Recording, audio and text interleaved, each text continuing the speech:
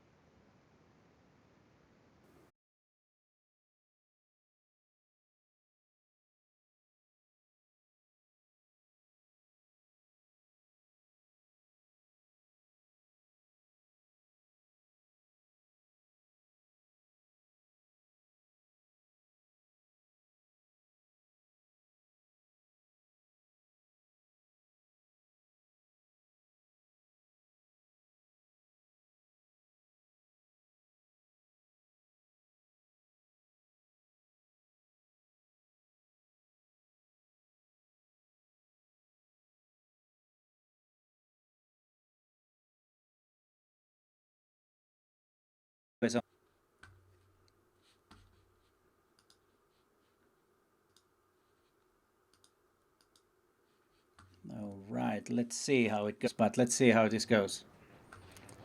All right, now we have Matt there. I can't. There was something wrong with the Skype. Oh, okay. Yeah, online. Yeah, and then when you tried calling back, it was only hitting my iPad and not my computer here. Oh, okay. And let's see. All right, let's bring Matt in. Welcome, Matt, to my live stream. And how are you today? Good, doing great, Peter. Thank you so much for having me. Really excited to talk to you and talk to all the people that are out here watching this live stream. All right, cool. Some things first. I'm gonna ask Matt a small interview here, and then we'll have a Q&A in the later part of this live stream. And there are already 40 people, which is pretty good. But let's start with the question, which I always want to ask: that how did you end up being a photographer? Wow. Photography honestly was always part of my life. I had a darkroom when I was about 12 years old, chemical black and white darkroom in the early 80s. My best friend's father was a professional photographer, and him and I just started messing around in the darkroom, and he taught us how to develop our own black and white negatives, make our own prints, and it ended up being a hobby that I just enjoyed. Even before that, I was always shooting with cameras. My mother loves to take credit for getting a camera in my hands, and I think one of the very first cameras I had was an old German 35 millimeter camera. I can't even remember the name of it, So after that, it was a hobby all the way through high school. And I went to college, and it was still a hobby. But then I went to college for mechanical engineering, and that was just I did 2 semesters of that, and that was crazy. And so I brought back the camera and started working for newspapers. And so I've been a full-time professional photographer, making my income full-time from photography since 1990. Oh, right. That's a long career. I started about the same. I started in 1989, so we've been doing professional photography quite a long time, both of us. But there was one interesting info about you, that you had something to do when the newspapers transferred from film to digital. You kind of ran that program or was in charge of that. So how was it when the digital started to emerge in photojournalism? How did people or the photographers take that? Yeah, so there was actually 2 sort of realms of the digital. I mean, one was the digital cameras, but prior to that, as a photojournalist, what we were doing was still photographing with negatives, and even on location, we would have to process our negatives. And I mean, I was always traveling with chemistry in a little dark bag and ways that I could process my negatives. And we had, it was called a leaf scanner. It was this big, huge box, basically. And what that was it allowed us to scan our negatives into this, leaf box, this computer, basically a real, real, I don't know, real basic computer, and it had a little modem on it, and we could then scan our negatives in there and then transmit it back to the office so we could meet deadlines. So that was the first sort of step of digital photography with photojournalism. And then they started coming out with the digital cameras, which made things a whole lot easier. And back then it was pretty much Kodak was working with Nikon and Canon to develop they were using the film bodies from Canon and Nikon, and they were adding this big, huge digital attachment to the bottom of the camera. So your film camera might have been like this tall normally, and then they added this whole big digital bottom to it. And it took cards that were the size of about the size of a credit card, and they were actually a spinning disc inside there. Oh, yeah. And I talk about card corruption back then. We got it easy today with the I can solid imagine. straight Yeah. eye. Right. I remember Yeah. those cameras. They were really huge. They had the Oh, huge battery pack looking thing yep. in the bottom, and I remember those costing like a fortune, like a small car Hmm. actually, or actually a bigger Yeah, they car. were brand new. I think they were selling for $20,000. Yeah. So let's see here. So back in this would have been the late 90s. I was working at the Connecticut Post, which was the third largest daily in Connecticut, right near the New York border. And we were still film, but using that leaf scanner to transmit remotely. And I ended up deciding on my own. I saw these digital cameras, saw what they were doing. I was following a website, a journalist, Rob Galbraith. I don't know if you remember Yeah, I remember following him. him at all. Yeah, I did remember. Yeah, and so yeah, so I was really following the trends and the technology, really trying to get up to speed on that. And I was a staff photographer at the Connecticut Post, and they weren't going to purchase a digital camera right away. So I was like, all right, you know what? I really want to learn how to do this because I see this being the future.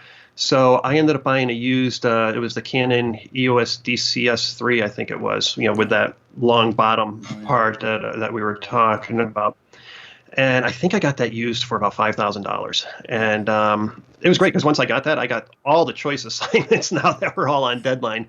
And I had a laptop, I think an old Sony Vaio laptop that I was using at the time.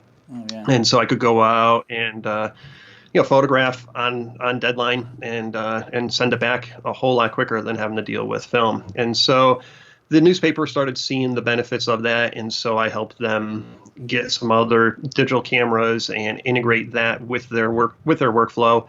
And I ended up leaving the Connecticut Post after some time, and then went as a freelance photographer at the Cape Cod Times. And I was basically pretty much a full-time freelance photographer, probably working about 30 or 40 hours a week. And they were on the cusp of wanting to go digital too, and so I helped them with that transition as well. And by then, I was now using the Canon cameras. Canon had I forgot the name of their first one. Their first full frame was the EOS 1. Yeah. And EOS 1 it was, yeah. Yeah. I remember they had like 4 megapixels, was it? Just about 3 or 4 megapixels. Yeah, Yeah. it was. Yeah. And the funny Oh thing no! is Wait, that actually, that one was 8 megapixels because they had one that was an APC camera that came out before that was about $3,000 or $4,000. I think it's three yeah, but megapixels. the funny thing is that now a lot of people are talking about megapixels, but 8 was totally enough for big prints at the time, and nobody was really complaining about it.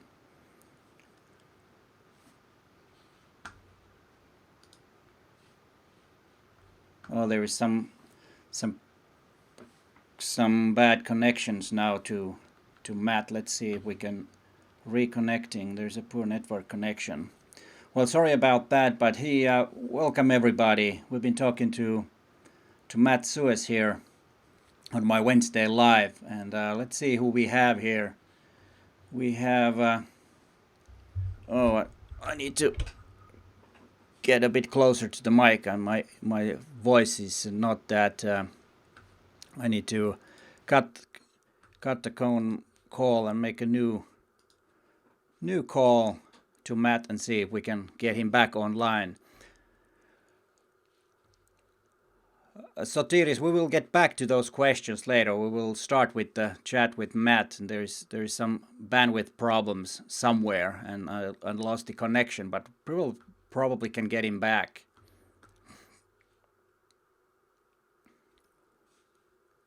All right, let's see. We have 46 people. Let's see if we can get him back. Try doing that again. For some reason, it's hitting the iPad again. All right. Keep calling his iPad, and let's try that again and see how it goes. This is always with the technology and with the live stream. There are so many things that can go wrong, and let's try to call him back and see how it goes. All right, we got 46 people watching. That's really great.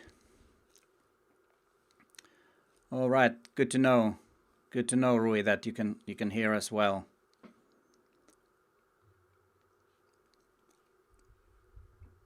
All right. There are greetings from South Africa. Let's see what. Oh, let's see.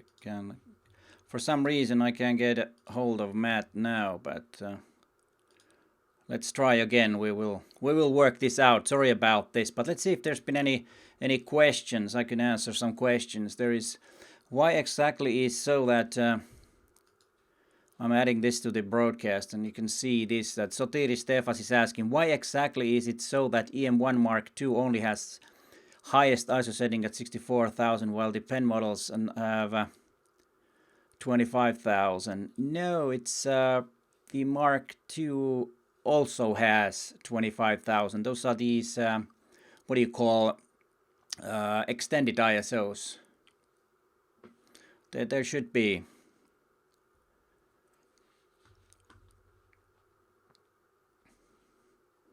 Oh, I need to turn up my mic, I guess. There's something wrong with my sound. Let's see if this goes better. For some reason I can't get Matt on the phone. He's not available, but I'll keep trying, and let's see if we can get him. And if you have any questions about photography, Olympus, or anything, I can answer while we're trying to get the connection back. Let's see what we have. Not too many questions. All right, this is great. Now I'm about the same level as Rob Trek, so let's see if we can get a connection. There's something totally wrong with the connection here. I'll keep calling him, and let's see what we can do about this. But all right, now he's calling me. Let's see if that works. Hello. Hello. All right. I don't know what the technology is doing to us today. Oh boy, right. I think it's everyone great. All quarantined back. At home. Quarantined at home and can't. All right. Welcome back. Glad that we Thank you. Good to be back. Oh yeah. So where were we? We were in. I think you were in Connecticut, right? And we were talking about. Oh, hi there, Rob Trek. And I lost my thought. Yeah, I was gonna ask how was the people's reactions, or the photographers' reactions? Were there a lot of people that said that, okay, we will be using film, it's a lot better, and digital is going away and stuff like that? Because that I remember happening here in Finland.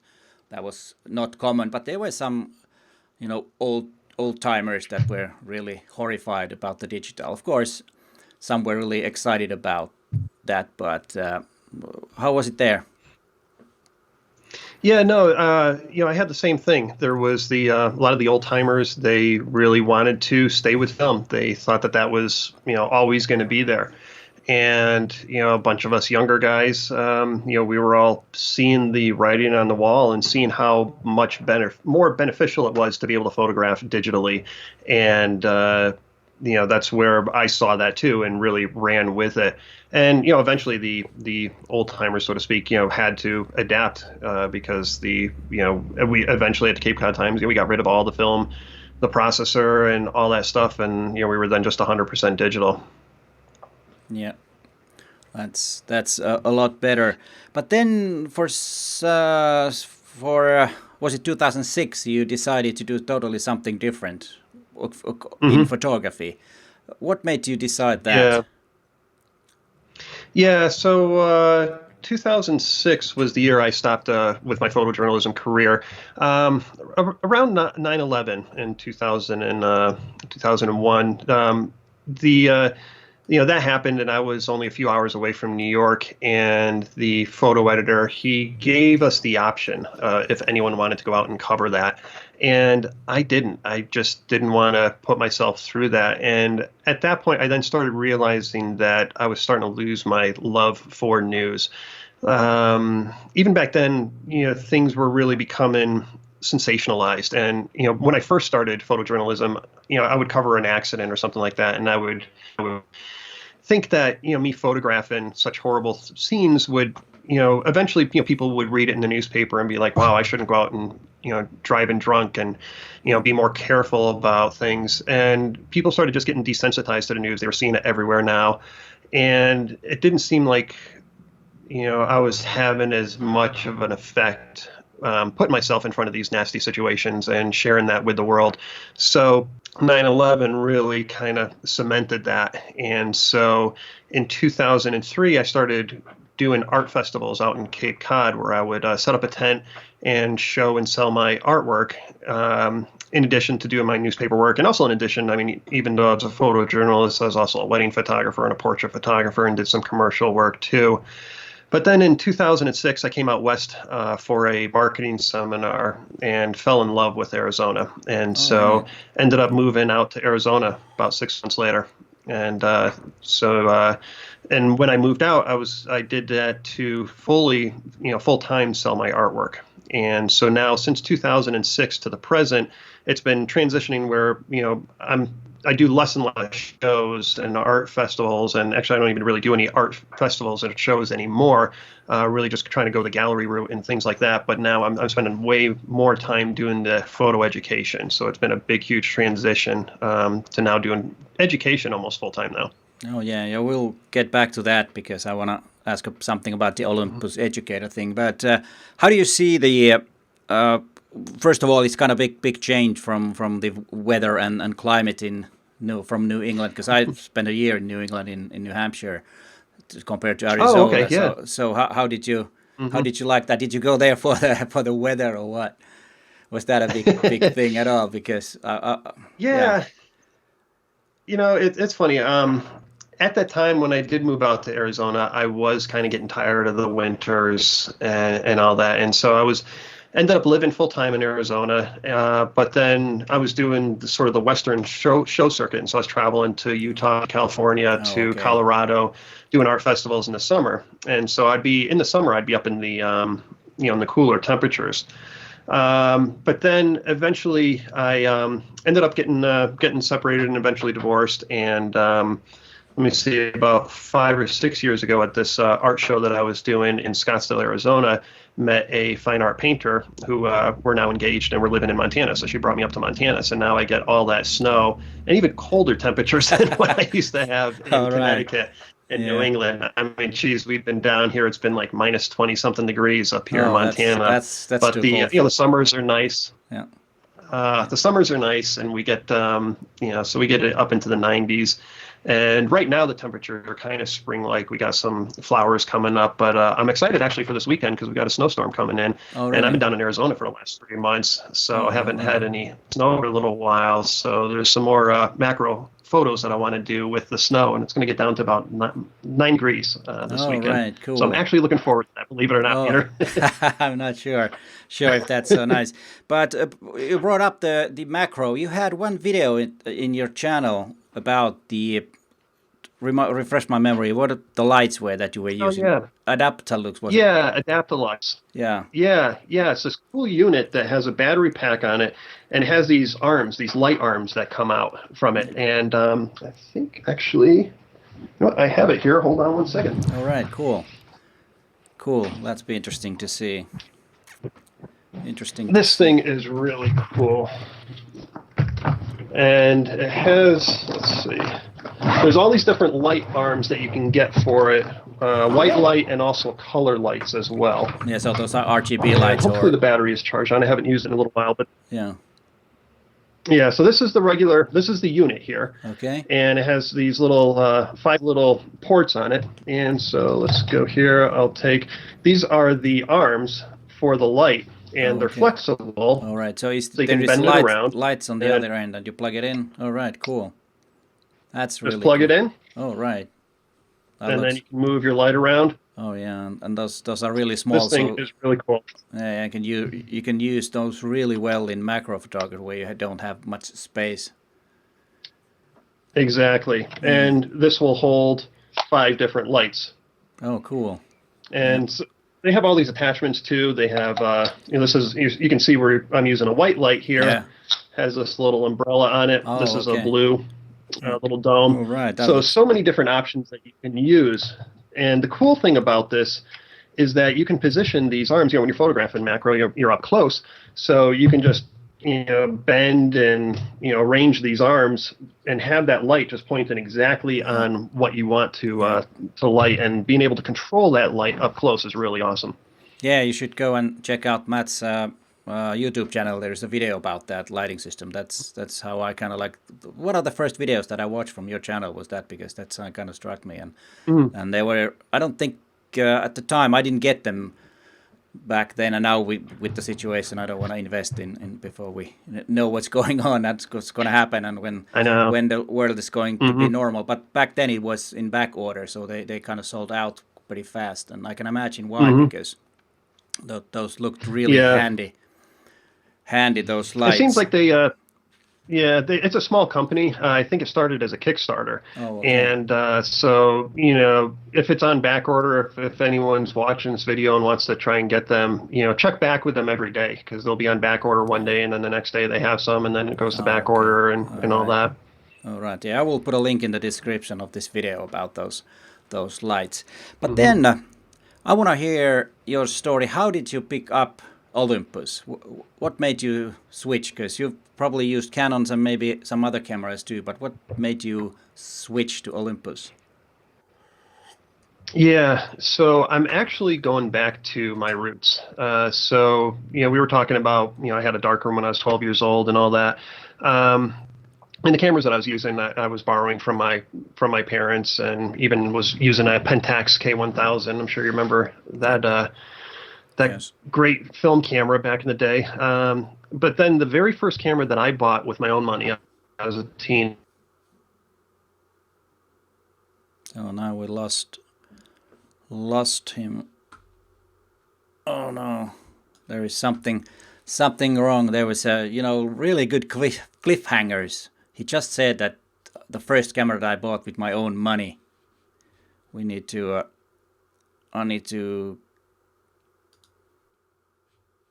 get him off, and let's go back to the live stream. And let's hide the comment. Is there any comment that I can answer? And I'll try to call Matt back. Let's see if he answers. And let's see if there are any questions. Yeah, there are a lot of people there. We are over 70 people. This is really cool. And okay, Belgium. Hi, Kaustov. No problem. You haven't missed that many, but let's see. Bob is asking if there is any. Bob is asking if there is any switch on those. Matt isn't available. Let's wait for him to call us. We need to ask Matt. I think those lights were so that you can attach as many as you need. I think because you can attach 5 of those flexible lights at a time, and then you just use as many as you want. And as you saw on the video, or not on the video, but with Matt Sodash, is that it has different colors. You can have white light, and you can have several different colors. So those looked really good, and I would recommend checking Matt's video. Now let's try again. He sent me a Facebook message. Then let's try again. Let's see if we can get him back online. But if there is, hi there, Nick. All right, Wolfram, you still have your Olympus OM40. You still have it, Wolfram. That's a nice camera. All right. Hello. Hello, Matt. Are you there? Oh, there's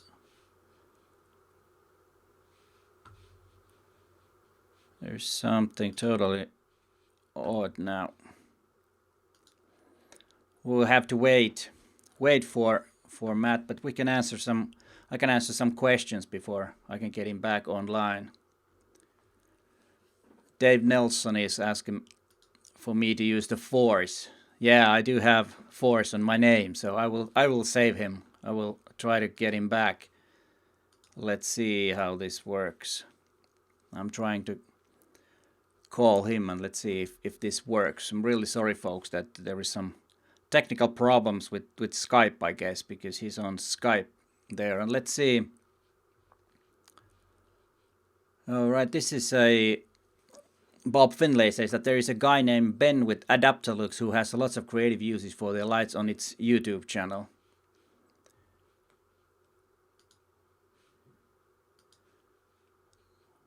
What? There's something totally wrong now. Maybe I'll wait for him to call me, because there's some. I think we've been calling each other at the same time. But let's see if I can get him back. And let's see, what else do we have? Okay, this is This is an interesting question. Peter, what motivates you to continue taking pictures during this pandemic, looking for ideas while I'm at home? Well, to be honest, it's a bit hard because we have to be at home, and one thing is to find some macro photography.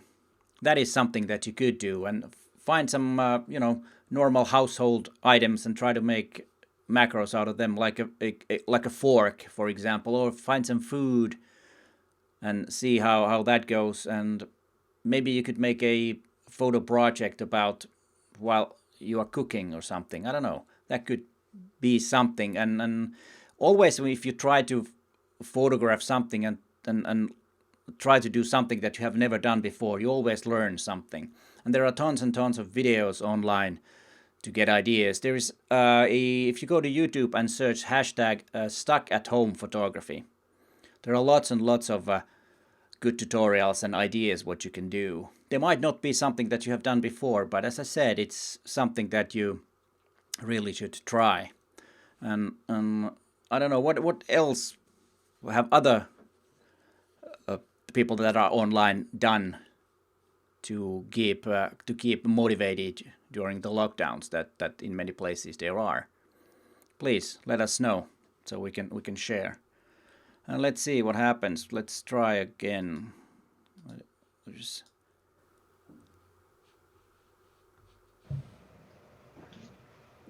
Hello, Peter. All right, you're back. Oh, great. Yeah, there's some sorry problems. about this, guys. I think it's my DSL is having some problems here. CenturyLink has been absolutely terrible in this area, and I'm trying to get a fiber optic. Oh yeah, and there's a lot of also traffic on the lines, so that might also be the problem, that there's too much traffic. But you left us with a really great cliffhanger. You said the first camera that I bought with my own money, and then you didn't even hear what it was? No, we didn't. No, there was a perfect moment to get to. But let's go ahead. I'm sorry, guys. Hey, thanks for sticking around and bearing with these technical difficulties Yeah, here. this is always Yeah, no problem. so the first camera I bought with my own money was in the mid to late 80s as a teenager, and it was the Olympus OMG camera. Oh, And so that was my introduction to Olympus, and even bought one of their. Remember the Olympus stylus camera? yes. Think of the world's smallest portable 35 millimeter camera. Yeah. I had one of those as Oh, well. really? They're very Uh, popular cameras. yeah, yeah. I actually still believe this or not, Peter. I still have that Olympus stylus Oh, camera, and there's a cool. roll of film Cool. halfway shot through it. I have no idea what's on it. You should finish. You should finish it. Oh boy, I should. That'd be interesting to see what's on it. Yeah. Um, yeah, but then I went to photojournalism, and everyone was using Nikons then, and so I switched over to Nikon. Although not everyone, there was at one of the newspapers I was working at, there was a staff photographer there, and he was shooting with Olympus with all the film cameras back then.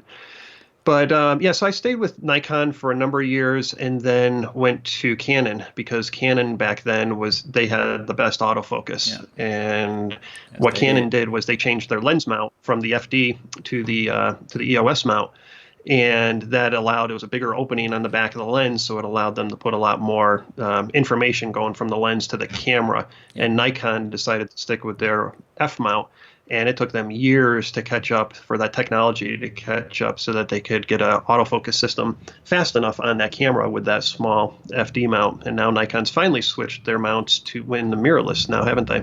Yeah, they have. It's a Yeah. huge mount now. Yeah. Yeah. So I was shooting with Canon for a number of years, and then oh boy, let's see, maybe when did the Sony A7R come out? So like about 5 years ago, probably like about Yeah, 5 years ago. yeah, roughly 5. Yeah, yeah. I started hearing all this great stuff about that camera, and with the extra megapixels, and I was really addicted to all those megapixels, and Canon just wasn't doing anything, and they weren't really advancing, coming out with any new cameras to compete. And all of a sudden, Sony's coming out here, and they're making these great full-frame cameras. So I switched over to Sony, but I was still using a lot of my Canon lenses and using the adapters. And I was shooting mostly landscape, and the adapters didn't give you great autofocus at all, and that didn't mind. You don't need autofocus really for landscape photography. And I was shooting some wildlife, but I was shooting that mainly in manual focus, and that's what I used to do way back when, in my early days as a photojournalist too. So I'm not afraid to having to photograph, moving subject in manual focus. That's something I think everyone should really practice, with the autofocus cameras these days. Try practicing with manual focus. You never know when you might need that skill. That's But true. anyways, yeah. So I was shooting with Sony for a while, and then last year, the Olympus came out with the EM1X. And actually, prior to that, I was teaching some photo workshops, and I had some students that were using some of the Olympus cameras, the Mark II. They'd be bringing those to my workshops. And I had, in particular, a photographer from Canada, and he had the Mark II, and he showed me this live composite at night during one of my star workshops. yeah. And that just totally blew my mind. I was like, It's- whoa, yeah, it you is. can actually see the star trails being made on the back of the Yeah, camera. it's I mean, amazing. It's amazing for that. It's really Yeah, a and so remarkable feature for that. yeah, that was my introduction to seeing that live. And so Olympus came out with the M1X, and my friend Alex McClure, I'm sure you're familiar with him. He's an Olympus visionary out in Arizona, out in Tempe, Arizona. He connected me with Olympus, and Olympus sent me the EM1X and a couple of lenses. They had some sort of a pro loaner period that I could use that for a couple months and just try it and see what I thought of it. And so they sent me that with what they sent me, one of the wide angle lenses, the 40 to 150, and I think the 300 f4 they sent me as well. And I was like, okay, so I'll test it out and try it, but I'll still be using my Sony camera when I'm going out for all my main stuff. And I found out that I think over the course of that 2 month or so loaner period, I think I picked up my Sony camera once. Everything else, I've heard that before. Yeah, Yeah, we had the yeah. same kind And of. it also came. You go ahead. Yeah, we also had the same kind of a switcher program here in Finland. I was actually one of the guys who had all these cameras for loan and sent them to different professionals, and that usually happened. And if they really get to use it, then they fell in love with Olympus. It's just the way it Yeah, is. That happens a yeah, lot. yeah. And it was so interesting too because I was also at a period where I was a little stifled with my creativity. I was a little frustrated with the work that I was doing with my fine art and the landscape and everything like that. And this Olympus came by, and it has the live comp, it has the pro capture, it has the live neutral density filter in it, and all these features. Handheld high res on the One X, and tripod high res mode for 80 megapixels to satisfy my need for the pixels. And I was just like, wow, this was. Oh, and focus stacking too for macro shots. And I was just like, wow, there are some really cool things about this camera, really cool technologies in there. But it wasn't even just like features. I mean, they actually worked. The focus stacking takes a whole bunch of photos, puts it together, and it actually works. It comes does. out great. It does, yeah. I was always leery about in camera, the panoramic mode on the Sony, for instance. I mean, it's terrible. I never liked it. So I just never was sold on in camera, Oh, I see. bells and whistles like Yeah. this. But with the Olympus, they work, and it was fun to use. And now all of a sudden, I saw myself shooting macros. I was doing this type of photography, that type of photography. I was shooting out in the pouring rain without worrying about lens covers and things like that. So it literally just opened up a whole world to me. And this is coming from someone who's been doing this professionally for 30 Oh, years, yeah. and even as a hobbyist even longer. So it just totally blew my mind. And after that loaner period, I mean, even before that loaner period ended, I knew I was getting rid of all my gear, and I was going to switch over to Olympus. And that's exactly what I did. So So you switched to EM1X, right? At the time, yeah. yeah, the EM1X, and I also had gotten the Mark II as a Oh, backup. okay, yeah. I see. And then the Hmm. question that somebody already asked there: that what is an Olympus educator? What is it? Oh yeah, yeah. So Olympus has the visionaries, the educators, and there's a third one. What's the third one? The, Some trailblazers, at least in the States, yeah, and in Europe. yeah, In Europe, there are, yeah. It might be different. yeah, they're a bit different. Okay. Yeah. Yes.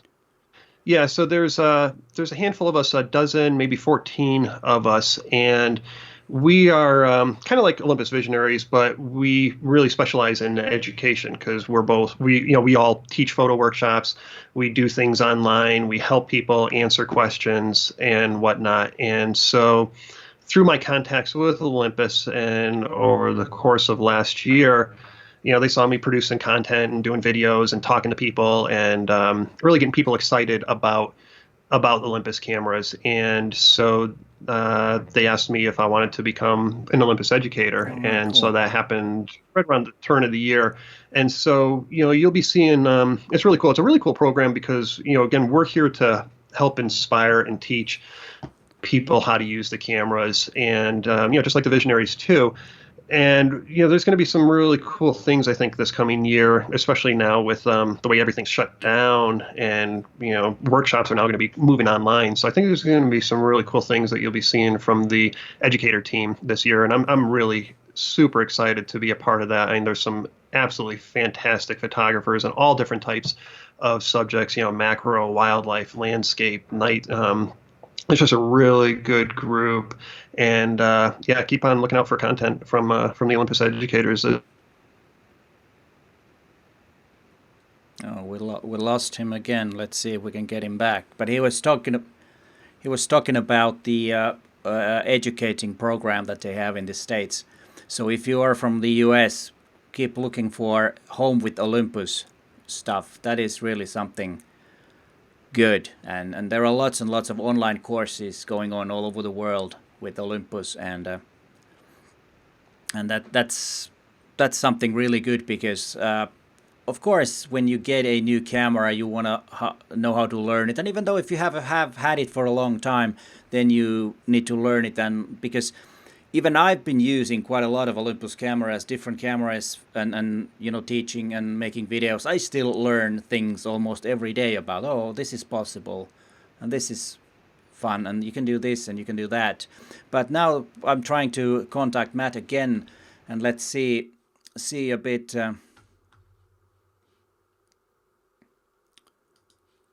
Let's see. Let me first. Sorry, I'll try to call him, and then we can see if there are any questions. All right, this is interesting. This is something also that you could do while you lock down. If you have something, archives of films, negatives, that's something to digitize. And Johannes Dewald has bought the 60mm macro lens, but you can do it with other lenses too. You don't need to have the macro lens. And go check out my channel. I have a whole video about macro photography, all the different options that you have.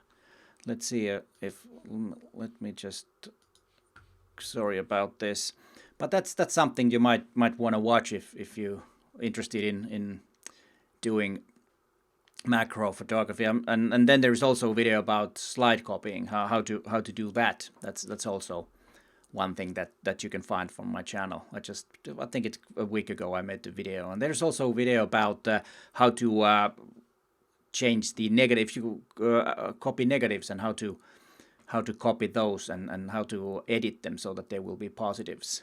And let's see if there are some other questions. Really sorry about this problem that there is with the lines. I don't know where it is. It might be my end or his end or Matt's end. We don't really know what it is. Bob McAvey, hi from Hungary, and there is Ken Rain from UK. Hi there, how are you doing? Okay, now he's calling me back. All right, welcome Hello. back again. Well, it looks like we get like 5 or 10 minutes, and then yeah, no problem. But plug out again, and yeah, it's probably better so that when you lose, then you call me. Yeah. So I can, we'll answer some comments. So that could be, because I think the last time I did, a few tried to call you and you called me same times and it went all that. But let's turn you on. And then just cover for me while I'm gone. I'll answer some questions. And there were some questions about digitizing negatives and slides. So we talked about that for a while. But we were talking about and I also said that the especially from the US and other places also can follow the Home with Olympus thing, and also with the hashtag stuck at home photography. I think at least Joe Edelman has done some videos about that and ideas what to do when you stuck at home and keep motivated. But then you use the M1X, and are you using the M1 Mark III now? So yeah, I am. Yeah. That is a fabulous camera. Boy, I love it. Absolutely love it. It's, taking a lot of the best features of the EM1X and putting it into the body of the Mark II. In particular, the handheld high res is now available on that 50 megapixels. You can put it on a tripod for 80 megapixel high res mode. The Starry Night autofocus is a really cool feature on that. And I was in Arizona, and I wish I had more time to test that out a whole lot more. But I'm going to be doing some more work with that relatively soon up here in Montana, and want to put out a YouTube video on using the Starry AF. That's fantastic cool. For the night sky. And I mean, no other camera has anything like this for autofocusing on the stars. Yeah. So that's the other thing too with the joystick on the back of the camera. That is really beneficial too, being able to move those focusing points around really easy. Yeah. So the Mark III has been basically, that's now my go-to camera. Unless I'm shooting wildlife, I still prefer the 1X. Sports and wildlife, I still prefer that because I love the feel of the 1X. It fits my hand really well with that integrated vertical grip on it. I do have the vertical grip from my Mark II, which fits on the Mark III, and that's great. It's just it's not as great as a solid connection, when the vertical grip is built in. So for wildlife and sports, the 1X is definitely my first choice. But then, just everything else, the Mark III, usually without that vertical grip attached. Yeah. What about you? You mentioned sports. Have you shot, or actually I saw some images of baseball that you did with, was that with the M1X? And you have a long history of doing sports as a photojournalist most likely. So how do you find a Yeah. Olympus camera for sports? Because that's something that I haven't done. I used to shoot sports as a freelancer many years ago with Canons, but I have kind of ditched that and haven't used Olympus for sports at all. So how is it for sports? Yeah. Being a photojournalist, I used to cover the NFL, Major League Baseball, hockey, golf, and I miss that. That was probably my most fun assignments were my sports assignments. I love shooting sports, and so I went to a spring training game. A friend of ours gave us tickets and brought us down in their box seats to a spring training game. So I wasn't down on field level. I was just like a regular fan at the spring training, and I brought the Mark III with the vertical grip, and I was shooting with the 300 millimeter lens, the f4, and the 1.4 and 2.0 teleconverters, and it was fantastic. I mean, autofocus was working fabulous on it.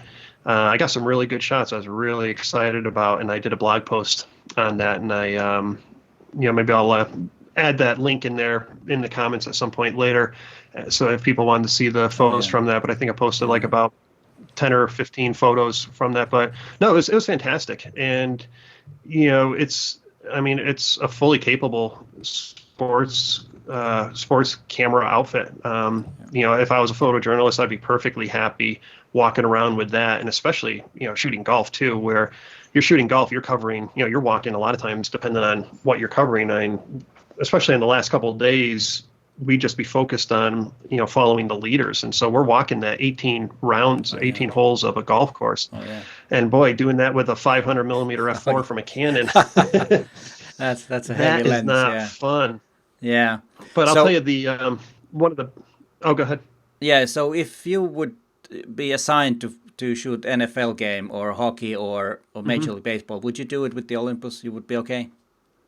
Oh, absolutely. Yeah, no question at all.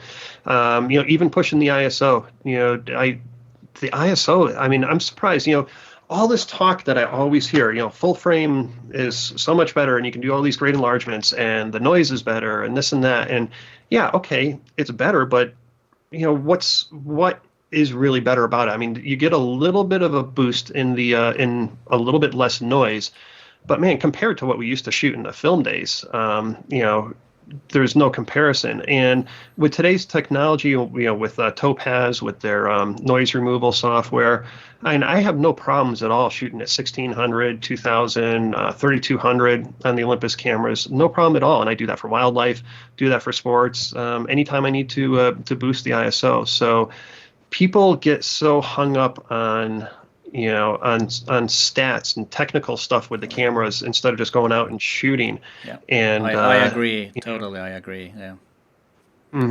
Yeah, it's. I always say that it's a lot more about the photographer than the camera, and I would say that any camera, even the newest smartphones, can produce really great images. It's a lot more about the photographer than the actual camera. Of course, camera help with all these fancy features. They can help you, and of course, like if you do sports and stuff, you need a really good autofocus and tracking and stuff like that. Of course, but they did sports photography in the 70s with manual focus, long lenses, so it can be done.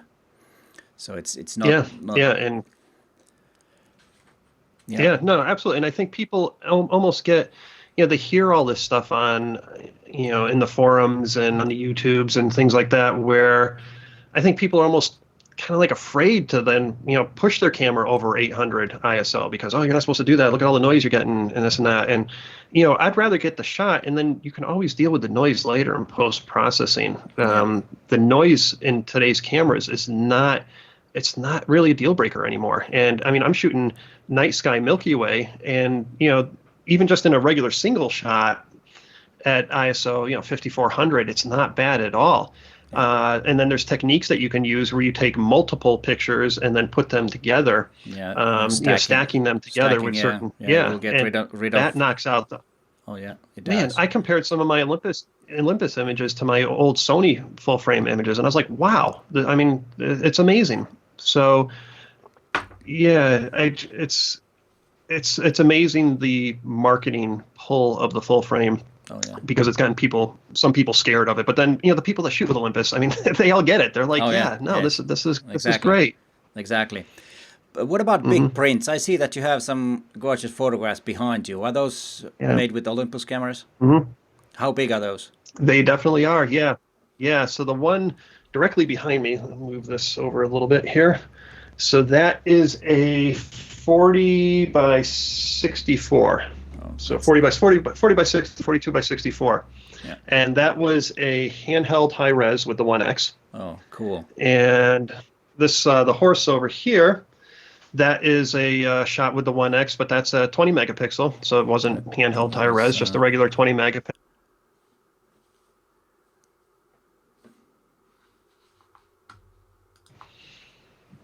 And those are printed. It's a fine art Canson photo paper, face mounted onto acrylic. And a company, fabulous lab. If anyone's in the United States looking for a lab, love to give them a plug because these guys are great. Reed Imaging out in Colorado.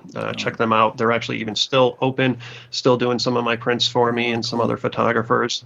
All right, you should send me the link so I can put it in the description of the video for that printing shop. So Oh, great. Hmm. because that's Hmm. always I always like to give the links to the viewers so they can check those out. But then Right. what's your favorite feature? You mentioned quite a lot of features, and live comp was one of the first things that you get the wow Hmm. effect. But what is your favorite feature on the newest Olympus cameras, the M1X and the M1 Mark III?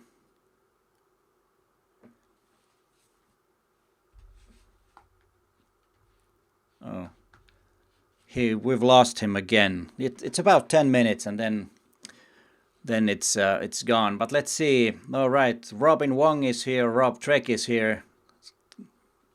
Good to have you both here. Really appreciate that you take your time to see these live. You do a lot of YouTube stuff yourself, so I'm glad that you have time to be here. And let's see. I'll scroll a bit back and see if there are any questions. Let's see. Let's go back.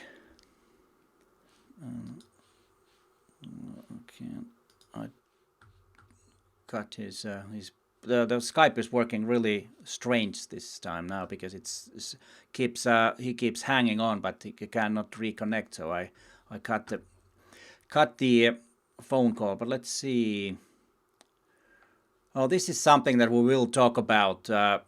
Matt is actually selling his Sky and Cloud kit, which is lots and lots of images of skies and clouds that you can replace in your images, and we'll talk about that later. But and there is also a link in the description to that gallery what he sells. That's really interesting. We'll talk about that a bit later when we can get Matt back. And let's see, what else do we have?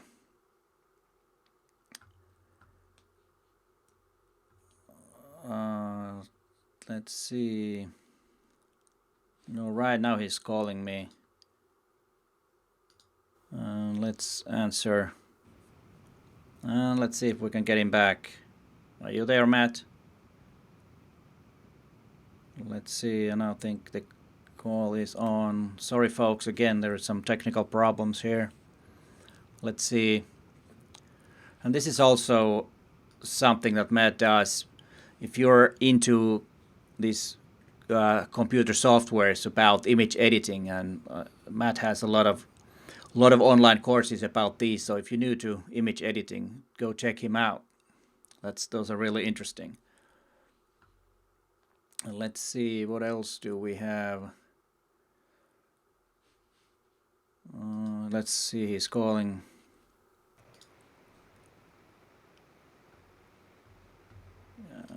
And there is something also for you to watch. This Rob Trek made a video about the C modes, and I haven't watched it yet, but I will, Rob. I've heard that it's a good video. So go check it out after you watch this live. We'll wait for Matt to come back. There's still some problems with the lines. And let's see. Yeah, we'll. Yeah, sorry, Marco. We'll we'll come back to this, and we'll address this later when I can get Matt back online. There is some problems with the lines, I guess, but hope you be a bit patient here. I'm really sorry about this, but this is something that, sometimes this is just the way it is. Let's see if we can get him back now. Let's see. There is something that's not right now with Skype. I don't know how we could solve this. This is a bit embarrassing that we cannot get this thing solved, but for some reason I cannot get the Skype to work now. No. Let's give that call 1 star.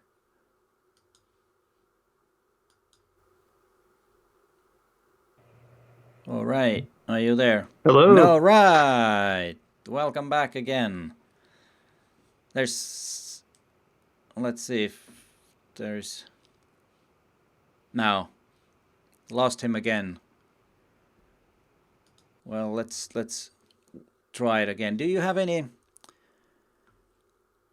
Let's see, best used. Okay, there is some question about the 75mm lens. It's a marvelous lens, but it's a very limited use because it's quite long. It's more or less for a portrait, and of course you could use it as a short telephoto lens for any kinds of uses. But it's a marvelous lens, and I know lots and lots of photographers whose favorite lens it is for that length, and it's totally awesome. So if you do a lot of portraits or product photography, or flowers, not macro but flowers and animals and maybe kids and stuff like that, then it's a really marvelous lens. It's beautiful lens. Let's see if we have any other questions here.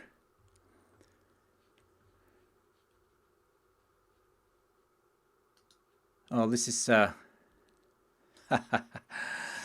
when you work with Americans, you get a break in transition every 10 minutes for the advertisements. Yeah, that's probably. I should have run some ads during that time. That's true. That's a good one. Love it.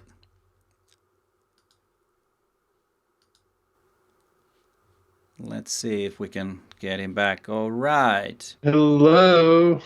Hello again. Did we lose him again? Oh no, now there's some major problems with this. Major problem with the connections. I don't know what's going on. This isn't good now. Let's give him Skype 1 star again. There are some major problems with lines somewhere, and okay, and there is another.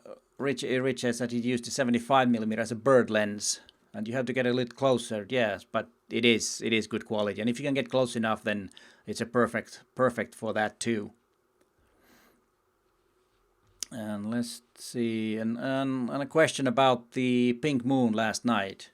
How many of you did or got a shot of the pink moon last night? I was sleeping, but I heard that it was pretty cloudy here in Finland because I haven't seen any.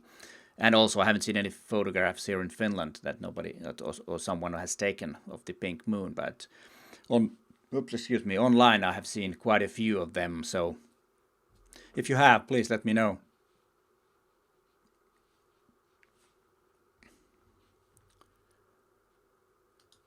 Well, this Ken Ranner says that can we use Zoom instead? Well, that could be an option, and if this keeps happening, I will. I will do that sometime, but right now we're here in YouTube. All right, let's see. He's calling again. Let's see how this goes now. Do we get him online? Let's wait for a while. Just a minute. Sorry about the small delay. All right, Nick Bucco was fortunate to get some shots early in the evening before severe storms and tornado warnings rolled out through several hours. Tornadoes, though, well, that's not something to play around with. So glad that you're safe, because that's something horrible if that hits you.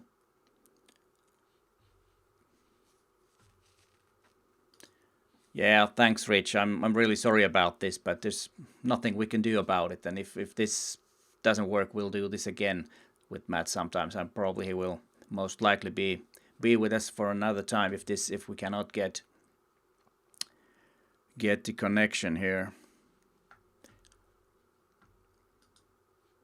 Yeah, that could, but the problem is I'm not really sure how I can get him to be on my live stream, because I'm using eCam. I need to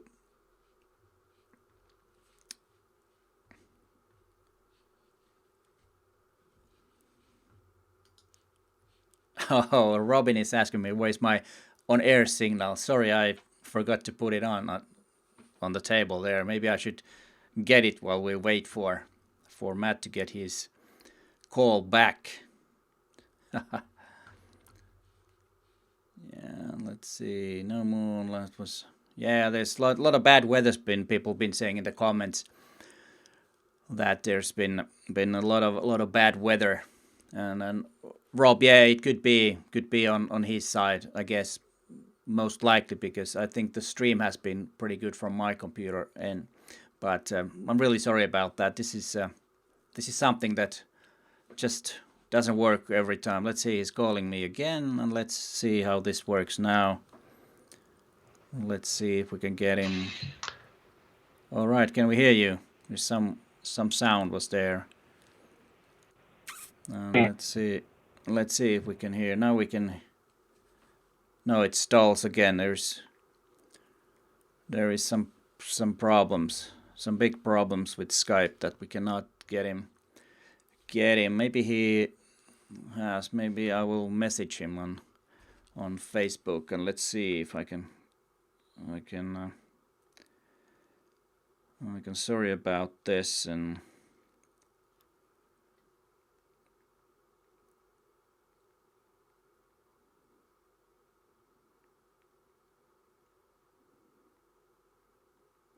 I'm asking if he has something else online going on.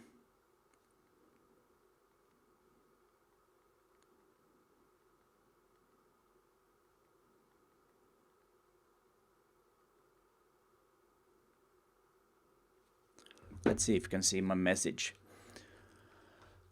All right. Thank you, Jay. I'm really really glad that you are. All right. Let's see. Let's see if we can do this now.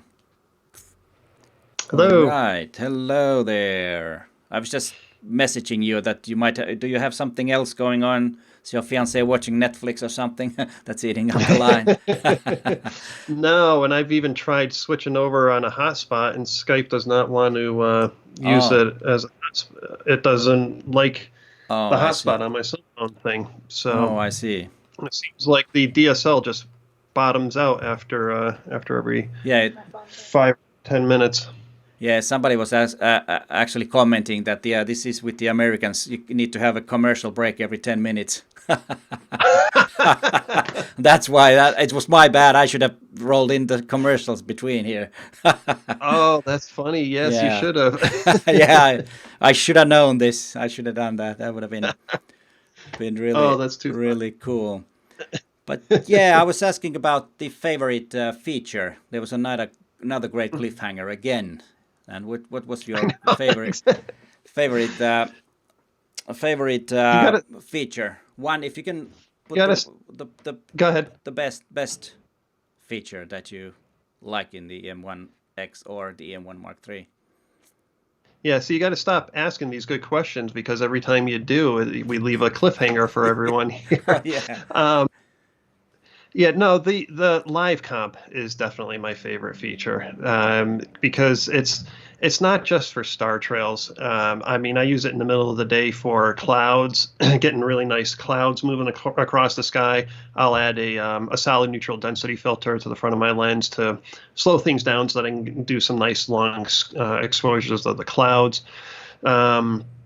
And even I've been doing a lot of experimenting now with macro photos. Oh, before I get to that, but using live comp for fireworks too. I mean, that's another great time Yeah, to be that's using live comp on that. And like I was saying, I've been finding more creative ways to use the live comp, and I've been doing some things with macro photography now. There's a really awesome macro photographer, Don. I'm probably going to kill his name. I'm sorry, Don, if you're listening. He's up in Canada. Don Kammer. Oh boy. Let me see here. Hold on. I can't even. Don Komarechka. And that's Komarechka. Check him out. He's a really awesome guy. He's actually shooting with some Micro Four Thirds now too, all right, cool. with the Panasonic. But he has he's just a master at macro photography, doing it really creatively. And I remember seeing a video of his where he was using some neon acrylic paint. And putting it on, doing drips into a fish tank and just, photographing it. Because what happens is the acrylic paint will start sinking in the fish tank, and you light it with UV light, and you get some really cool abstract images. Well, I went and took that a step further, and I was using the similar type of setup with UV lights and with neon acrylic paint in a fish tank, and I was using live comp on that. All right. And getting some really cool things. And actually, if we're brave enough to try this, Peter, yep, we will try that, because we practiced this. We will. We do definitely try this. All right, so I think I'll share. I'm going to try sharing my screen Matt here. is going to share his screen to us, and this is totally high tech. And let's see now if everybody can see his screen. Yeah, we can see the screen. You can see my screen. Yeah, I think we can. Okay. I think we can. Okay, so you should be looking at a flower in the middle of the screen there. No, there's... Okay, now we have the flower. Whoa, that is cool. That is really cool. So that's done with acrylic paint. Yeah, neon acrylic paint with UV light. Oh, right. And so I had a white flower that was sitting up on top of the water.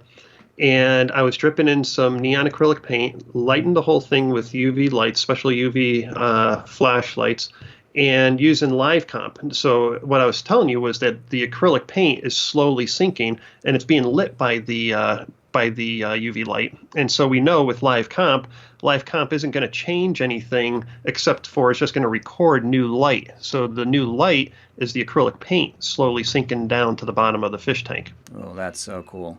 That looks so cool. So I'll show you guys what the behind the scenes was of that. So you can see the different bottles of acrylic paint. I got a UV light over here on the left, actually a couple UV flashlights over there. There's some more over there, and you can see that the paint is sinking through that fish tank. And just using these little eyedroppers, little tiny, I forget what you call them, the medical term for the small little eyedroppers. Yeah. And let me see here. I think I might have a closer up. Cool. That looks so cool. Do you have a blog? Do you have a blog post about? Do you have a blog post about this somewhere or? No, not yet. Not yet. Right. But I'm going to now that I'm back home in my home studio, I want to probably do a YouTube video or something on that and using the live comp to really show you guys if anyone's interested on that. I bet they are. And so let me show you a couple other ones that I did here. This is with the live comp. Now this is a rose, a yellow rose that I have completely submerged in the fish tank. Okay. And again, just dropping it. Same technique as what I did before, and lighting it with UV light and actually a little bit of regular light too. Oh, I see. So I have some normal light on the top here, but then all the color throughout is being lit by that UV light. Oh, right. And I got that's totally random, right? Where the kind of like the light goes, isn't it? So you have no control where it goes. Well, I have control where the light goes and limited control where the paint goes. Yeah. It all depends on exactly where I drop that paint. Of course, yeah. But you can see, just see how the paint's swirling around all over the place. Oh, yeah. So you kind of put it where you hope where it wants to go. And here's another one, a little bit more of a close-up. I think those other two shots were shot with the 50 macro. I think this was with the 60. Oh, right. Yeah. And I'll show you the setup that I had here. Oh, yeah. This one's a little bit more difficult to see, but I got my, this was the Mark III in the background here with the fish tank. And I have UV lights over here. I got Jobies. And I got that Adaptalux that I was Oh, showing you okay. and shining some natural light on there too. That one's a little bit more difficult to see, but check out this video that I did.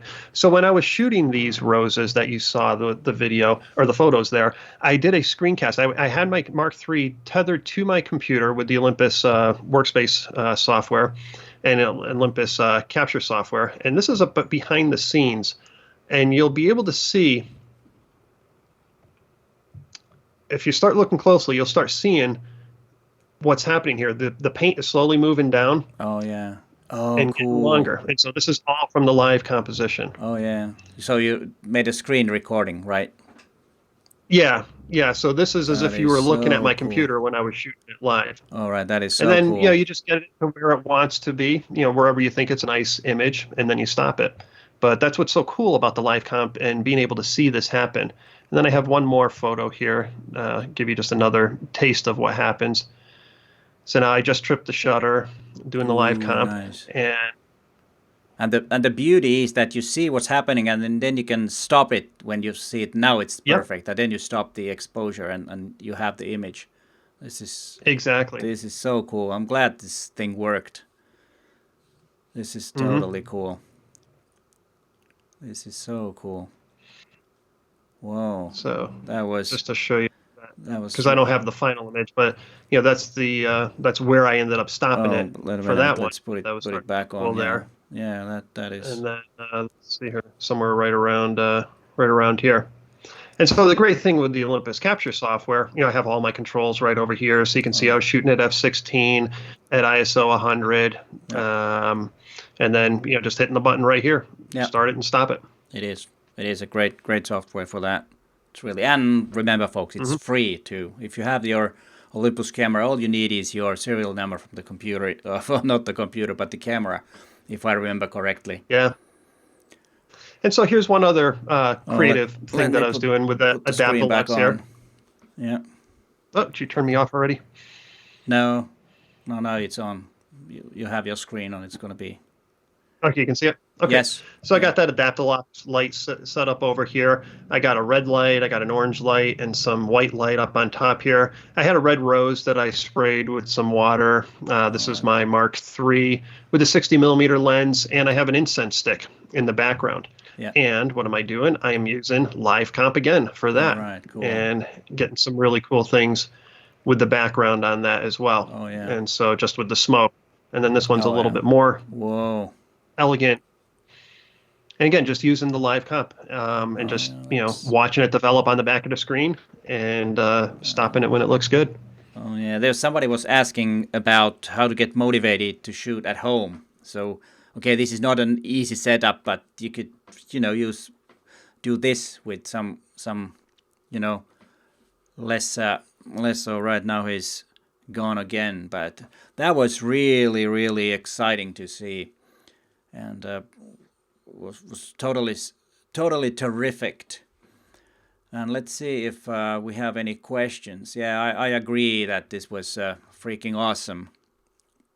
I'm sorry we lost Matt again, but let's. I'm glad that we get to see that. That was worth the wait. So thanks for being patient because we really got delivered. Those images were totally awesome. So what did you think? Is there any motivation for you to try something like that? Maybe not that complicated setup, but something that you could do with that thing or info. And let's see if we can get Matt back. Let's give 1 star. I'm giving 1 star to Skype here right now. But let's wait for Matt and see if you have any questions. And this one also, yeah, like Nick Butcher says, the live comp works great for light painting as well. And that's something that you can really well do with light painting. And the great thing is that you cannot overexpose. If you have the base exposure correct, live comp will only add information where there's more light. So it's a perfect for that. You're in no hurry. It won't get overexposed if you do some light painting. And what you actually see is what you get. And then when you think that the image is all right, then you just press the shutter button and it will record the image. It's totally great. And we have the commercial break there again. That was a good one, Rick. Thanks for this. It's a good laugh for that. That was a good one. And yeah, I agree with Jay that was really scientific. And all right, let's bring Matt back. Hey. All let's right. try. I'm going to try it in audio mode right now and see if that has any effect. All right, let's try that. That could work. Yeah. And that was right at that 10 minutes, so I hope you were on top of that and went to commercial break immediately. Yeah, we did. Yes, we did. Yes, we did. But I think you're about ready to. You were just about ready to ask me a question on that too. Yeah. I won't ask anything because always when I ask something, then. That's true. then it gets bad. But sorry, we don't have Matt's picture here right now. But he's online. I hope you can hear him. And then I think we could. We've been here a bit more than an hour already. But if you still have some more time, we could do a few questions about sure. Olympus.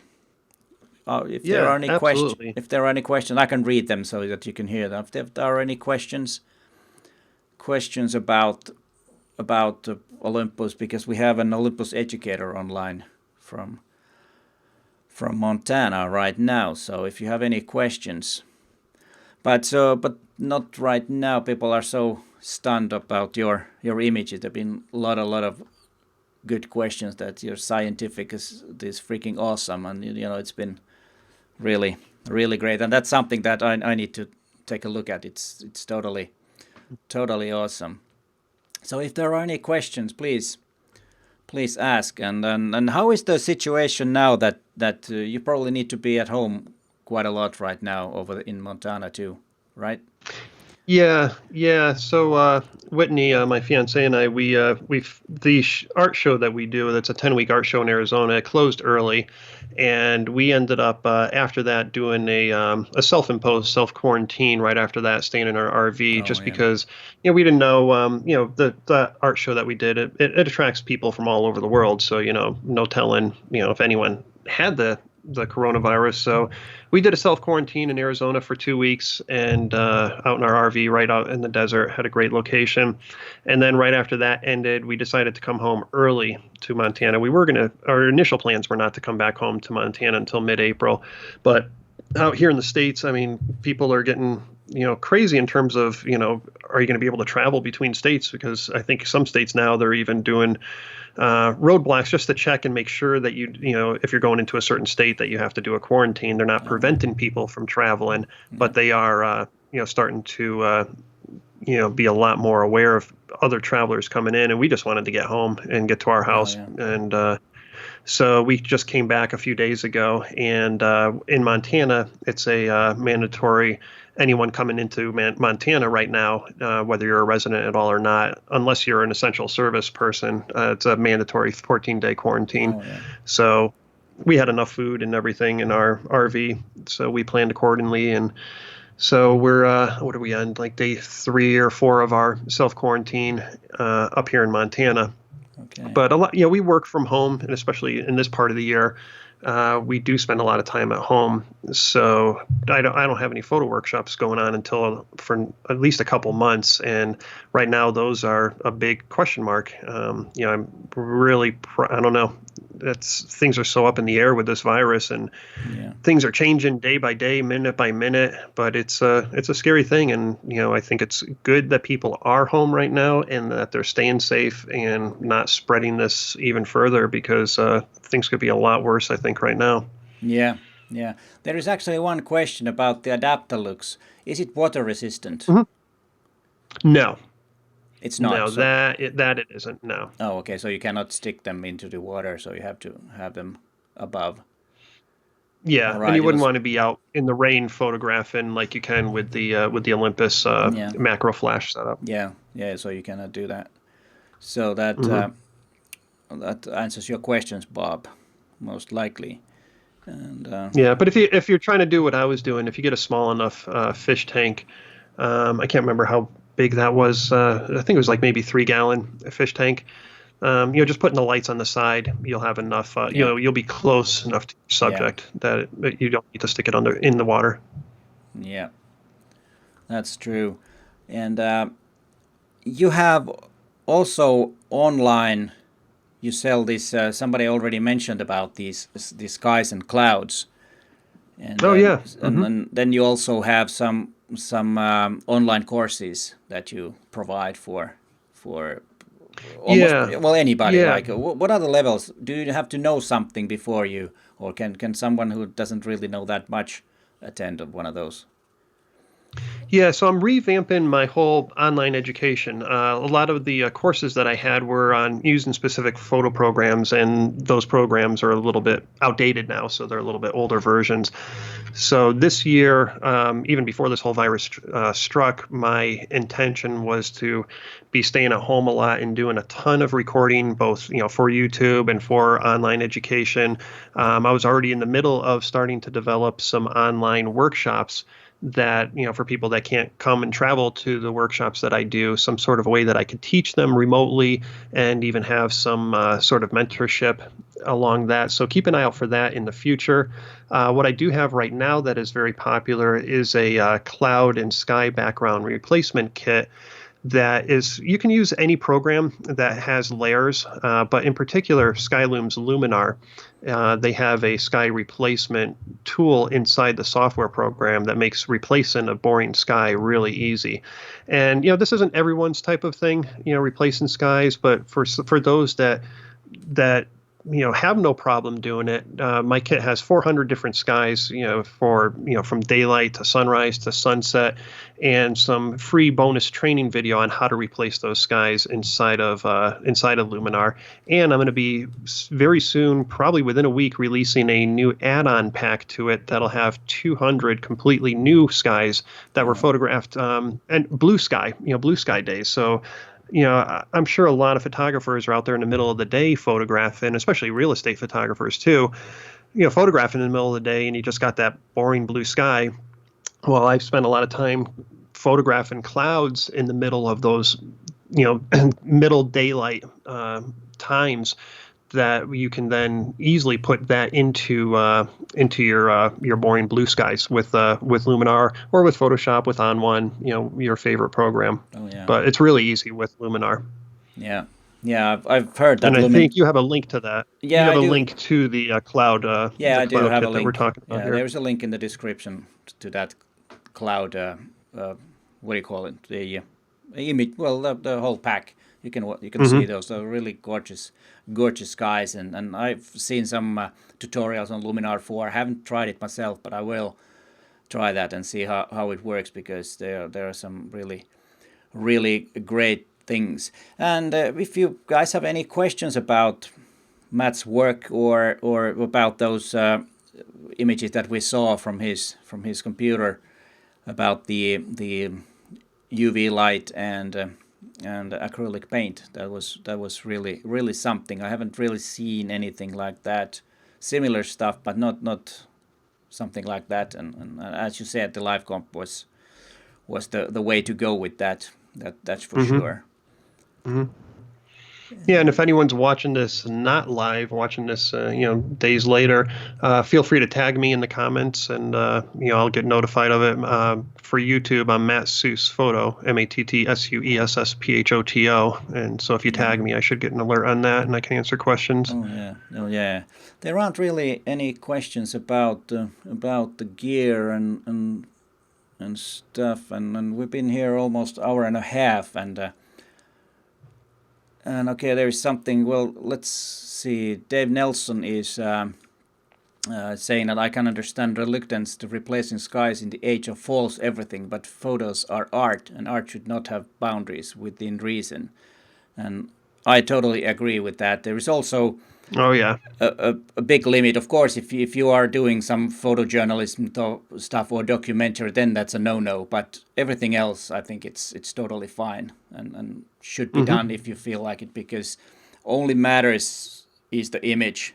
But of course, no, not for photojournalism or documentary photos. Right. Those guys, Right. that's not good. And then Yeah, no, there's, photography is an art form just like anything else. So, oh yeah, why limit your creativity? oh yes. And then there is one, let me read this. As Rick Bear is saying, that as an aviation photographer, I know that replacing a sky has other implications for the lighting of the original image. How do you blend the two? Oh no, we've lost him again. It's always when I ask something. I shouldn't ask any questions. This is this is something else. We'll be right back about this, and we'll wait for. Let's see if there are any. We will be back with Matt on this question, Rick, later, and let's see if there are any other questions. There is. Yeah, Marco, we'll take your questions. We'll answer us. We will take these two questions that are the last ones here, or not the last ones, but the ones that are here now, and not too many other questions. How many of you are stuck at home so that you cannot really go, like Robin is saying here, that he's stuck at home, and so how many of you really are so that you're stuck at home?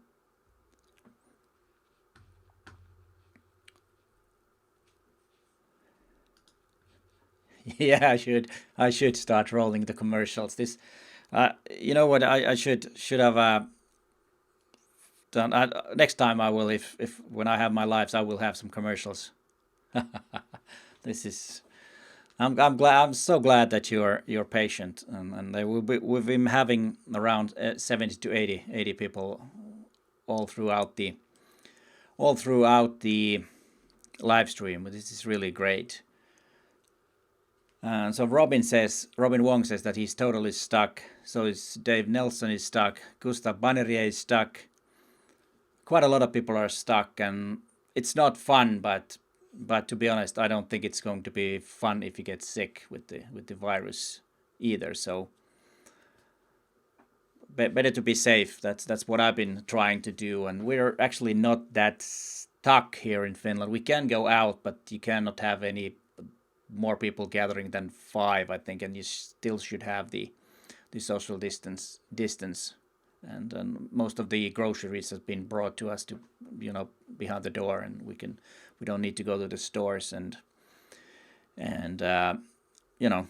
it's not a good thing for business either, but it's a hard thing.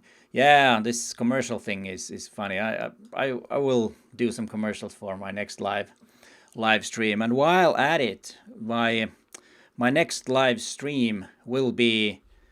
Let me get back to this and see if we can get Matt back. And let's see, and we can get back.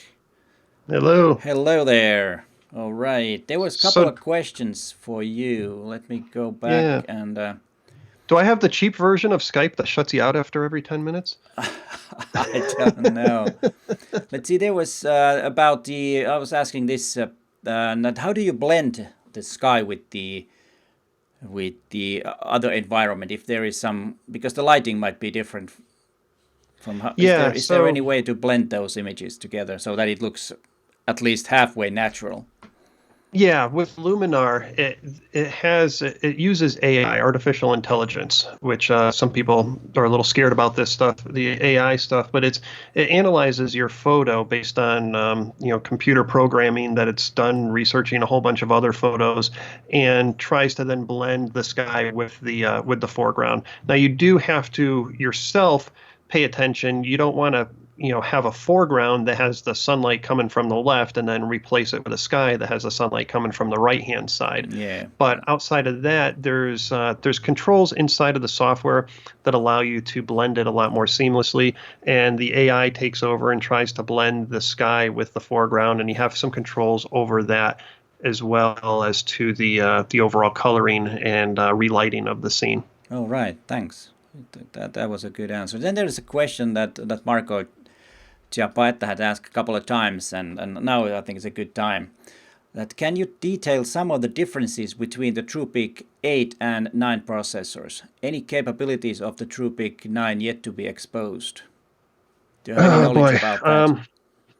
Yeah, I mean, it's it's allowing you to do certain things now, and I think with the handheld high res in particular, it's allowing you to do some things with just that single processor versus the double processors that you have in the One X. I haven't really compared in terms of speed on things like that. Um, so comparing the speed of certain processing functions on the One X to the Mark III.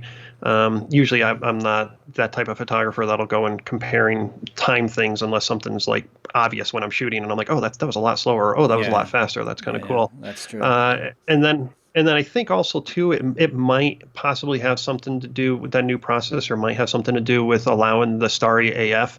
I don't know at all if they'd be able to bring the Starry AF to the One X, so that might be processor dependent. But it definitely does speed up the camera overall relative to the Mark II, which has been out for quite some time now. Yeah. Have you any idea or any opinion about the having two processor versus one? Because there was someone was saying that it's better to have two because then you can kind of like distribute different things to different processors. If is there any, even though I think the combined power is with two brick 8 is equal to one two brick 9. Yeah, I mean, two processors are, in theory better than one. We, on the end user, we don't have any control over dedicating functions to the processors at all or anything like that. So that's left up to the excuse me, the engineers with Olympus. Yeah. And it is possible that the double processors are allowing certain things like the motocross tracking autofocus, because that's not in the Mark III. So, Yeah. that's where you may have the benefit on the One X is with some of those programmable tracking autofocus modes that they have. Yeah. Then there's one question about landscape photography, and have you tried to shoot landscapes with lenses wide open and focus stacking? I don't really know why I would want to shoot landscapes wide open and then focus stacking.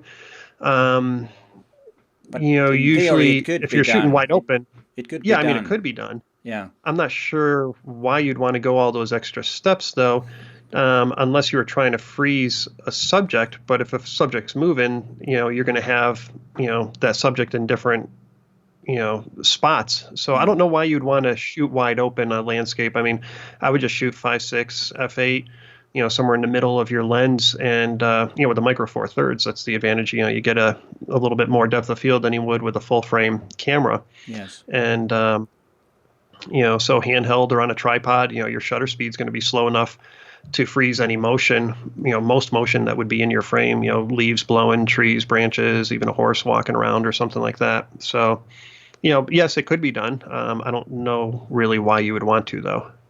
Yeah. Yeah, but have you? But what about focus stacking in landscape? In any ways, if you want to have f5.6 and still do the focus stacking, do you see any benefit on that? Yeah, I generally don't need to focus stack with my landscapes. Okay. With the Olympus, I'm usually shooting around f8, f11. And if you're focusing, a third of the way into your frame, you're going to pull the focus, between you and that third of the frame. And then from the other two thirds all the way out in the distance, you're going to pull all that focus in Yeah, there. that's true. And I'll take a picture and I'll then just zoom in on the review and make sure everything's in focus. And if it's off just a little bit, I'll manually readjust the focus, maybe a little bit further or a little bit Yeah. back towards me. Now, and that's with like a traditional landscape. Now, if landscape image. Now, if you're really trying to do something super creative and you have, a tree that's really right in your foreground, and you want to maybe shoot it with the 8 millimeter and be like right on top of those branches, and have everything in the background be focused too. Well, even with a super wide angle lens, you might be able to pull all that focus. But again, if you're not, then, review your image. And if you aren't able to get, that subject that's super close to you and then your distance all in focus too, and you want to have that, then, it's a no brainer. Then go with the focus stacking. And you can do that in camera or do it manually. Yeah.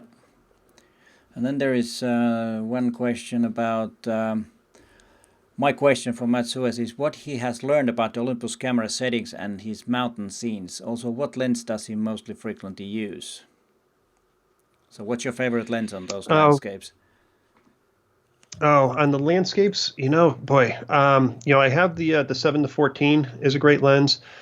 But I'm shooting a lot with the 12-100 f4.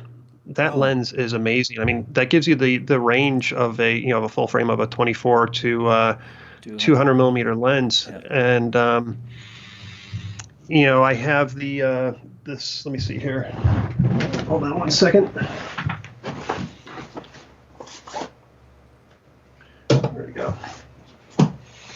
Yeah, the 7-14 2.8. I love that lens too. I use that a lot, but I don't have a filter attachment for it.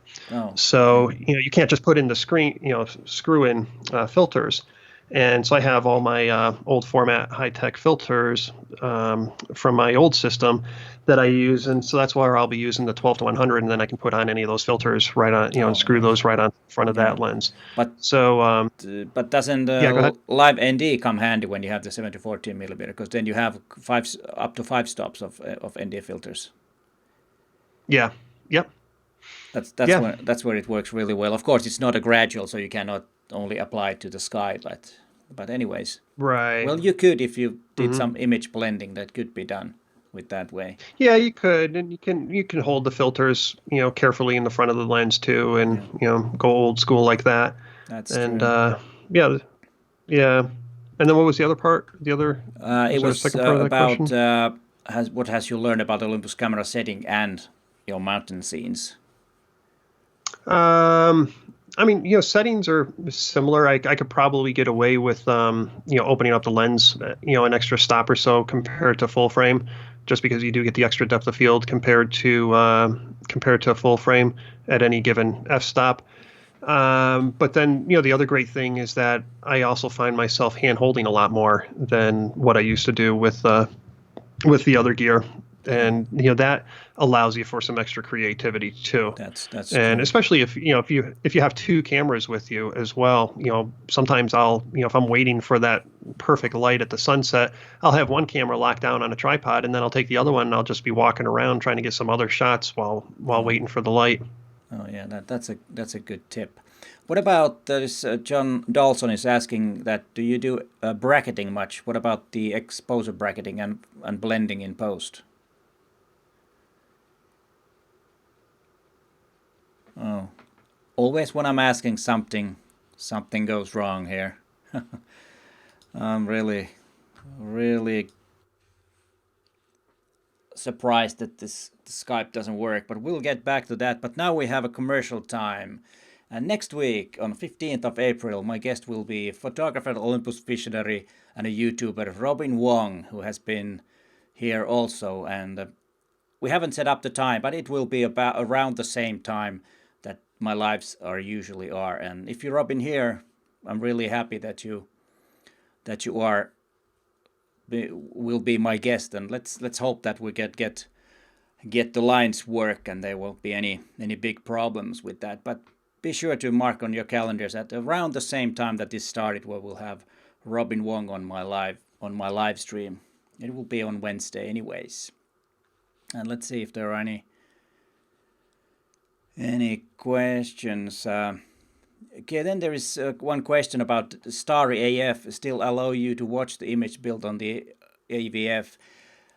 Not really, because it's just a focusing thing to the stars. You press the back focus button and it will lock your focus on the stars, and then you can start making images. And the great thing about that is that you can have also handheld star photography, and that's really amazing. That it can make a kind of like just a snapshot of the sky, and you can still nail the focus, because focusing to the stars isn't really that easy, and it takes a lot of time. It takes lots and lots of away from the hassle between or before the shots.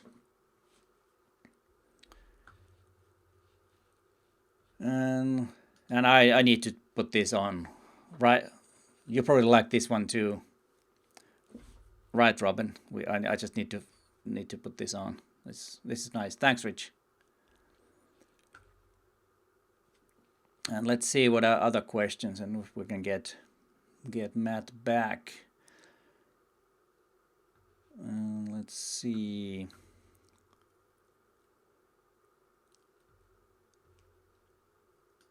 And this is also a good thing to remember, that there's nothing wrong with going old school if it allows you to achieve your objective. Yes, I agree totally. It's always about the image, and it doesn't matter how you. Okay, Matt is calling again. It doesn't matter how you do it. Yeah. Well, actually, there's a very good comment from Marsha Sandronik. She says that there's nothing wrong with going old school if it allows you to achieve your objective. And I said that I totally agree, that it's all about the image and not. It's interesting how to get there, but you don't need the latest technology, and you can. It's about the image anyways. Yeah, no, it's about the image and it's about having fun. I mean, why do people take pictures? I mean, it's supposed to be enjoyable. So go out there and have fun in any way you can do that. No matter what camera brand you're using, just go out there and have fun, and enjoy it. Exactly. And let's go back a notch. There was some question.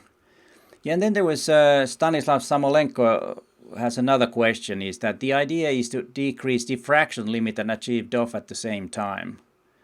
That's why he wanted to use the what do you call it, the wide open.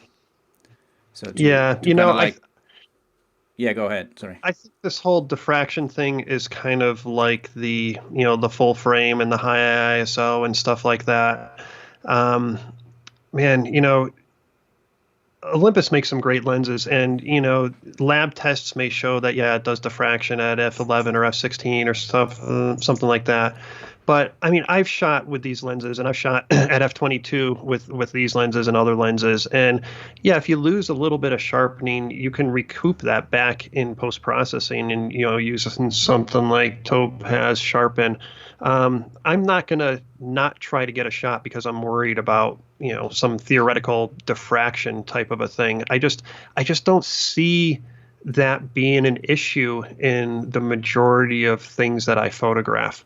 And again, like I said, in emergencies, I'll shoot down to f22 if I need to for whatever reason. It's not something that I always do, but if you're in the middle of the lens, I mean, you shouldn't be worrying about diffraction at all. All right, yeah. That's a. What are your thoughts on that, Peter? Yeah, I feel about the same, because I don't think it's a photograph has so much more that are more important than if it's a it has some diffraction, and then as you said, you can kind of like bring it back in post anyways, the sharpness if that's needed. So I'm not too worried about either. But on the other hand, then also I very seldom go beyond 5.6, 5.8. I don't need to. So, but that's because I don't need to. I don't do that much landscapes anyways. So I don't need to. So it's I could probably shoot. I don't think I would have a problem with that going to 22 if I need to, most likely. Let's see. There were some other questions. No, not really any other questions. But we've been here for almost 2 hours now, and I think it's time to thank you, Matt, so much. This has been so much fun for me to even the technical problems we can put that aside. I think we've had a great content, and especially the great images that you showed from your computer, the acrylic paint and UV lights and everything. And I'm really looking forward, if you're making a video about it or a blog post or something, please share that everywhere so that people can see. Okay. And we'll do. Thank you very much, and stay safe. Yeah, and hey, thank you so much, Peter, and thank everyone who put up with all the technical glitches and everything. We finally figured out a system to deal with them when they did come up and all that stuff. But you gotta. That's the fun part of doing these things live, isn't it? Oh yeah, there's always so many things that. But I will say that thanks for watching, and bye for now. Thank you.